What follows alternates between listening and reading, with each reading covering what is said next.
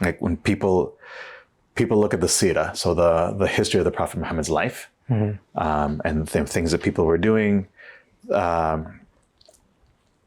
really wasn't, like, there was a frankness, there was an ability to speak openly about sex, about medical issues, about everything. And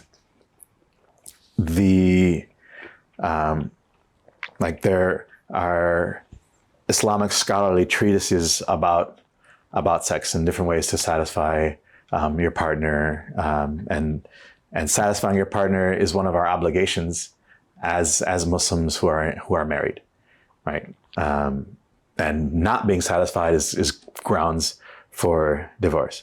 So sexuality is actually within the scripture of Islam and in all of the source material is a huge thing, and is something that's very healthy for people to explore within certain boundaries.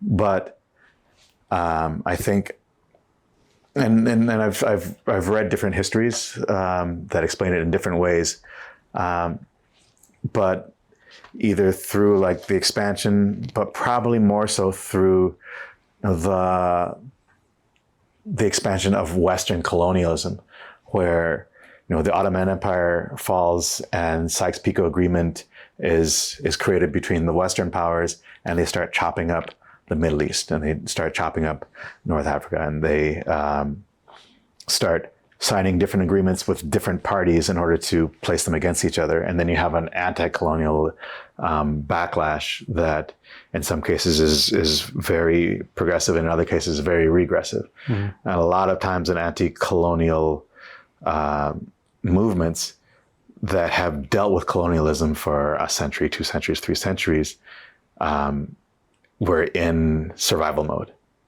So all of the lofty and beautiful ideas that we're able to hold in times of peace kind of get flattened to just the necessities of what has to be done. Okay, men have to protect women and children, and we're going to be on the front lines, and we need women to be the educators. And so like gender roles become stiffer because of the necessity.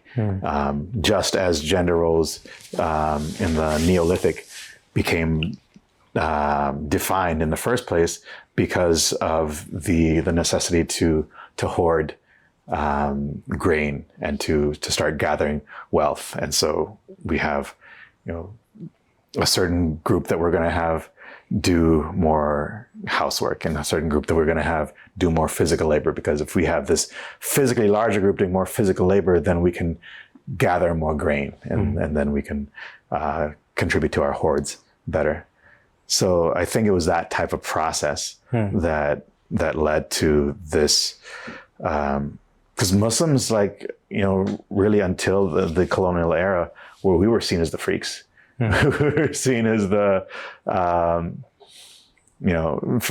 as the heathens that were really on the edge of sexual morality by Christians and Catholics and the West, because there's this openness and just the ability to talk about it and to be artful about it and to want to live beautifully through it, which was not part of the Western experience. Again, because of that imperialist, colonialist, really power structure that really took command after the Crusades. Yeah. So I think that's at least where that comes from in modern Islam, and you see it in the Wahhabi movement. You see it in the Ikhwan al-Islami, the Muslim Brotherhood movement in Egypt, and you see it in Iran, in the Revolutionary Islamic Republic, that they are all these anti-colonial reactionary movements that are living through war, even though now it's peacetime. And I think that's one of the things that we all, as individuals, also have to watch out for.